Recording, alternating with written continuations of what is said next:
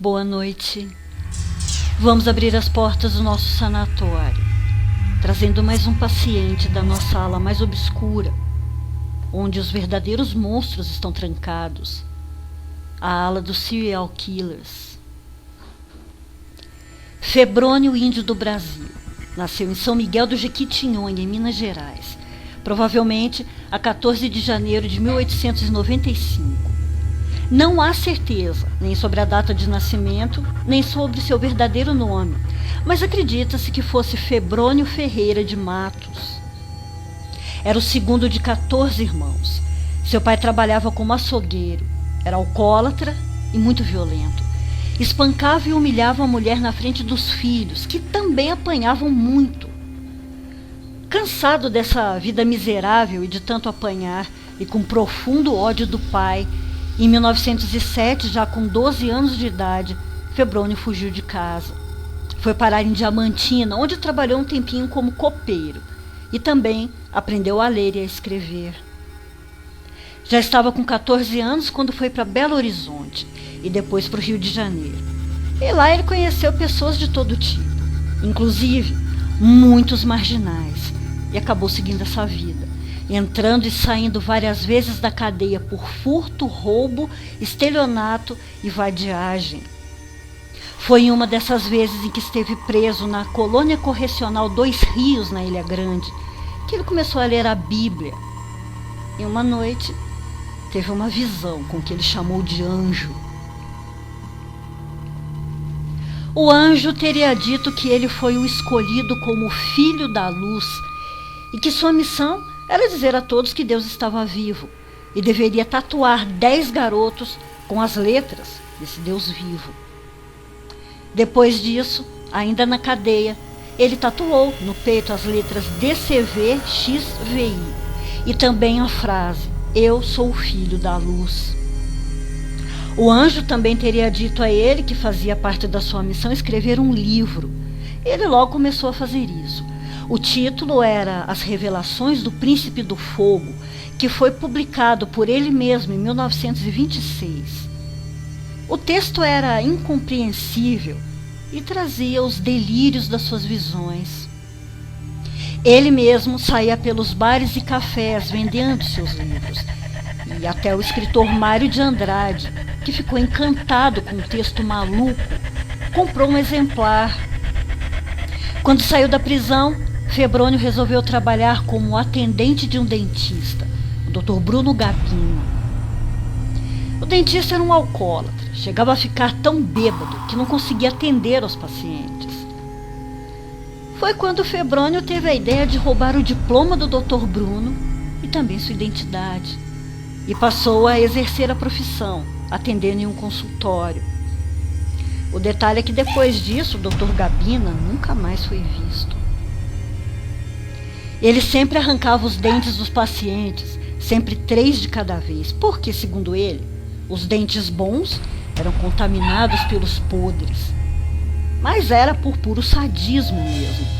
E exatamente por isso os pacientes o denunciaram e ele mais uma vez precisou fugir. Já no Espírito Santo, atuou como médico, mas também não durou muito porque ele matou 2 meninos quando prescreveu medicação errada. E voltando a Minas Gerais, ainda como médico, só que ginecologista, causou a morte de uma mulher em trabalho de parto. Aí foi preso de novo em 1926, no Rio de Janeiro, por estar delirando, doidão, no Pão de Açúcar. Mas em meio aos golpes e a seu livro, Febrônio não deixava de lado a sua missão, estava cada vez mais bitolado e empenhado nela. Em 1927, de novo na cadeia, ele abusou de um companheiro de cela menor de idade. Como o garoto resistiu, Febrônio o espancou até matá-lo. Mesmo assim, ele conseguiu liberdade provisória, que não durou nada. Um mês depois, ele foi novamente preso no Morro do Corcovado, quando foi flagrado por um policial, dançando, totalmente nu, peladão, com a cara pintada de amarelo, em frente a uma criança apavorada que assistia tudo amarrado a uma árvore. O policial o encontrou porque ele já estava sendo procurado pela polícia. É que naquele mesmo dia, a dona da pensão onde ele estava hospedado viu cozinhando um crânio humano. Na delegacia ele disse, sem nenhum aperto, que o crânio era para os seus estudos de anatomia e que ele tinha tirado do cemitério do Caju. Mas suspeita-se que seria o crânio do dentista, do Dr. Bruno Gabino. Dessa vez não teve jeito, ele foi parar no Hospital Nacional de Alienados e o diagnóstico foi padecimento mental. No mesmo ano, ele foi transferido para um outro hospício. E como os médicos pareciam que eram mais loucos que os pacientes, Febrônio recebeu alta. Saiu pela porta da frente, levando com ele um outro paciente, Jacó Edelman, de 17 anos. Ele disse ao menino que daria a ele emprego no seu consultório odontológico. E juntos, eles estavam indo se encontrar com outro garoto da mesma idade de Jacó, Otávio de Bernardi, a quem também foi prometido um emprego. Num terreno baldio, Febrônio tatuou as letras do Deus vivo, a seco mesmo, no peito de Jacó, enquanto Otávio, amarrado, foi obrigado a assistir.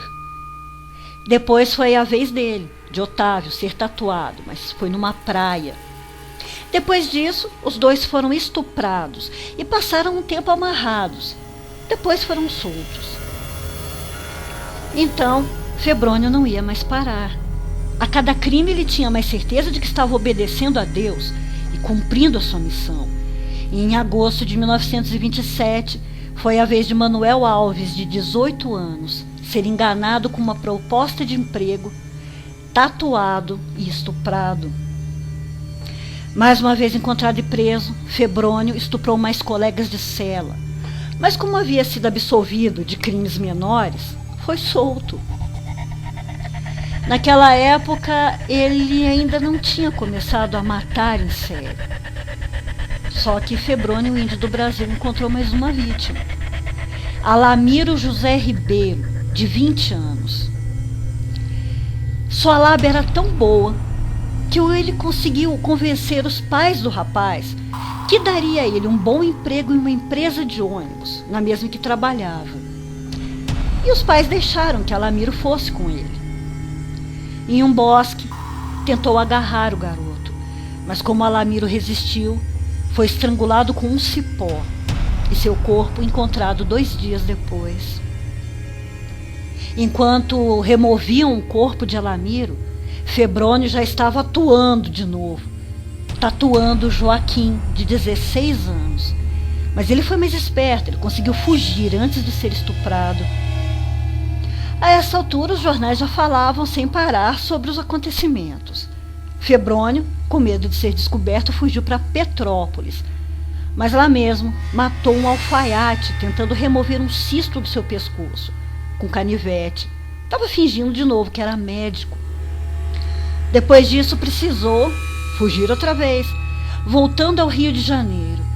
E no dia 29 de agosto de 1927, conheceu um menino de apelido João Joca, de 10 anos. Ele pediu aos seus pais que permitissem que trabalhasse de copeiro e os convenceu, levando o menino para o que seria o seu local de trabalho. De madrugada, com a desculpa de estar escuro demais para prosseguirem, acamparam na mata. Febrônio prometeu ao menino um presente, prometeu a ele um terno, se ele deixasse que fizesse uma tatuagem no seu peito. Mesmo com muito medo, o menino deixou. E mais à frente, João Joca foi estrangulado. Seu cadáver foi encontrado perto do lugar onde encontraram o de Alamiro, no dia 7 de setembro. Agora Febrônio estava sendo caçado por todos os cantos. Após ter sido identificado por fotos pelos pais de Alamiro e de João Joca e pelas vítimas que tinham conseguido escapar. 31 de agosto, ele foi localizado em um trem, já estava se preparando para fugir de novo. E lá foi reconhecido pelos policiais. E aí ele confessou, dizendo todas aquelas baboseiras sobre as suas revelações angelicais. Disse ter cometido um holocausto ao Deus vivo. A imprensa não queria saber de outro assunto. Ninguém queria saber de outro assunto. Estava todo mundo apavorado. E até as mães já ameaçavam as crianças que, caso fossem desobedientes, elas iriam chamar o Febrônio.